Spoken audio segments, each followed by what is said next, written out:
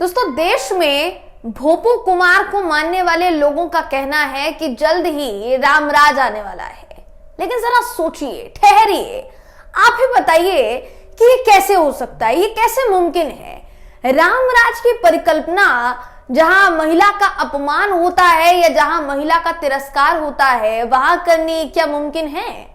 इसका फैसला आप खुद कीजिए दोस्तों, क्योंकि भोपू कुमार की व्हाट्सएप सेना का एक पत्रकार तो महिला की इज्जत को ही तार तार करने में लगा हुआ है और ये बात करते हैं रामराज की, सिर्फ इसलिए कि महिला मुस्लिम है, इसलिए उसका अपमान किया जा रहा है। जरा सोचिए, हम आजाद देश में रहते हैं, लेकिन अंधभक्ति का आलम यह है कि तर्क पर बात करने के बाद भी हाफ पैंट से फुल पैंट में आ चुके तथाकथित देशभक्तों को इतना बुरा लग जाता है कि वो उन महिलाओं को भी जलील करना नहीं छोड़ते दोस्तों।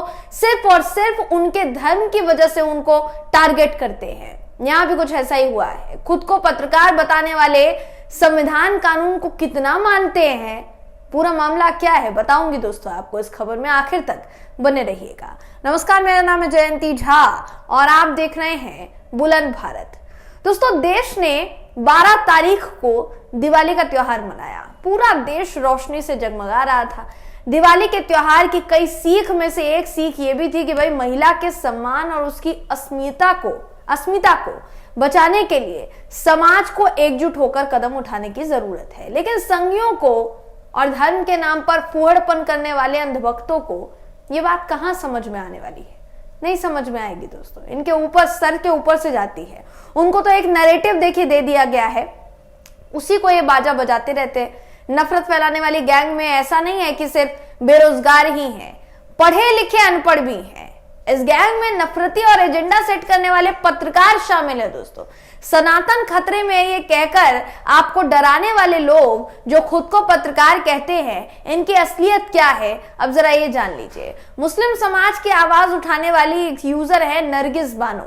इन्होंने तर्क देते हुए इनसे पूछा अंधभक्तों से कि भाई त्योहार के नाम पर सुप्रीम कोर्ट के फैसले और लोगों की जिंदगी से खिलवाड़ क्यों कर रहे हैं आप? तो सुदर्शन टीवी नाम तो आपने सुना होगा, जिसमें संपादक की अज्ञानता का आलम यह है कि उन्होंने यहूदी को यादव बताने से भी गुरेज नहीं किया था। उसी सुदर्शन टीवी के पत्रकार ने नरगिस बानो के लिए ऐसे शब्द कह दिए कि कोई भी सभ्य समाज इसे स्वीकार नहीं करेगा, नाकाबिले बर्दाश्त है बिल्कुल। मामला क्या है सुन लीजिए। दरअसल सबसे पहले नरगिस बानो एक ट्वीट करती है एक्स पर, जो कि पहले ट्विटर हुआ करता था। लिखती हैं कि कुछ नफरत फैलाने वाले लोगों की तरफ से जानबूझकर हिंदू धर्म के लोगों को भड़काया जा रहा है और इमोशनली ब्लैकमेल करके ज्यादा से ज्यादा पटाखे फोड़ने पर मजबूर किया जा रहा है। इन्हें ना अस्थमा के मरीजों की परवाह है, ना फेफड़े से जुड़ी बीमारियों वाले मरीजों की परवाह है। ये जानबूझकर अपनी राजनीति चमकाने के चक्कर में लोगों की जान से खिलवाड़ कर रहे हैं। अब रही आस्था की बात, तो एक पटाखा चलाओ या हजारों पटाखे, भगवान तो एक में भी खुश हो जाते हैं। 1000 जलाओ तो भी खुश नहीं होते। ये तो आपके कर्म पर निर्भर करता है। मेरा मानना है कि आप जहां पिछली बार 10,000 के पटाखे जला रहे हो, तो इस बार 1000 के जला लो। लेकिन अगर आप जानबूझकर लोगों को भड़काकर उनसे ज्यादा पटाखे चलवाओगे तो यकीनन आपको पाप लगेगा। और ये किसी भी धर्म में नहीं है कि भाई दूसरे लोगों को तकलीफ पहुंचाकर खुद खुश रहो। तो नरगिस बानो ने यहां तर्क के साथ एकदम सिलसिलेवार तरीके से एक ट्वीट किया था। अब इस ट्वीट पर ये जो पत्रकार साहब है, खुद को पत्रकार कहते हैं लेकिन है कि नहीं ये आप खुद तय कीजिए। सुदर्शन न्यूज के पत्रकार सागर लिखते हैं कि चुप जिहादन। सागर की बात का जवाब देते हुए नरगिस लिखती हैं कि अरे भाईजान, हम तो लॉजिक से बात कर रहे हैं, तर्क दे रहे हैं, मानवता की बात कर रहे हैं, और आप हो कि टपोरी भाषा का इस्तेमाल कर रहे हो। सच में आप समझदार होते तो आप इस लॉजिक का जवाब तर्क से देते और भाषा की मर्यादा बनाए रखते। जिसके बाद सागर ने एक वीडियो पोस्ट की और लिखा कि सॉरी जिहादियों और वामपंथियों। दोस्तों, आप लोग खुद सोचिए कि हम क्या ऐसे रामराज की स्थापना करना चाहते हैं? इस तरीके का रामराज हो सकता है क्या कभी, जहां किसी महिला को डराना, उसका अपमान करना, ये बड़े श्रेष्ठता का पैमाना हो गया है? क्या रामराज ऐसा ही होता है? हमें तो नहीं लगता। क्या इस तरीके से हो पाएगी रामराज की स्थापना इस देश में? देश में भोपू कुमार कह रहे हैं कि भाई हम रामराज की स्थापना करेंगे। देश में अमृतकाल चल रहा है, हम विश्व गुरु बनेंगे। लेकिन उनके व्हाट्सएप से ना उन्हें रामराज की खोखली परिकल्पना की हवा जो है उनकी निकालती हुई नजर आ रही है। दोस्तों, देश में अभी भोपू कुमार का साम्राज्य है। किसका है? भोपू कुमार कौन है ये तो आप समझ ही गए होंगे। शुरुआत से लेकर मैं अब तक बोल रही हूं, इन भोपू कुमार के राज में सनातन खतरे में आ गया है। और जब देश में सेक्युलर सरकार रहती है तो भी इनकी नजर में सनातन ही खतरे में रहता है। ये तथाकथित राम भक्त जानते हैं दोस्तों कि राम कौन है? क्या जानते हैं? जिस राम ने अपने पूरे कालखंड में प्रेम, भाईचारा, समानता का संदेश दिया, अब उसी राम के नाम पर अंधभक्त और नफरती चिंटू डर, घृणा और नफरत का माहौल बना रहे हैं। आखिर ऐसा नरगिस बानो ने क्या कह दिया था जिस पर इतनी ज्यादा मिर्ची लगी? उन्होंने तो वही कहा जो देश की सुप्रीम अदालत कहती है। तो क्या सुप्रीम अदालत से गुरेज है? सुप्रीम अदालत ने कहा पटाखे ना जलाए। सुप्रीम कोर्ट का आदेश मानने से तो दिक्कत नहीं होनी चाहिए ना, लेकिन उससे भी दिक्कत है। जब दिल्ली में प्रदूषण हो जाए तो सरकारों को गरियाना है, लेकिन पटाखों के बैन होने के बावजूद पटाखे फोड़ने हैं। कहां से लेकर आते हैं? ब्लैक में। असल में मसला यह है कि नफरतबाजों को कोई तर्क के साथ घेरता है ना तो इनको मिर्ची लग जाती है। इनके नफरती गैस जो है दिमाग में चढ़ जाती है और ये भी भूल जाते हैं कि इनके भोपू कुमार महिला सम्मान की बात करते हैं, जबकि ये लोग बिल्कुल उनके उलट कर रहे हैं।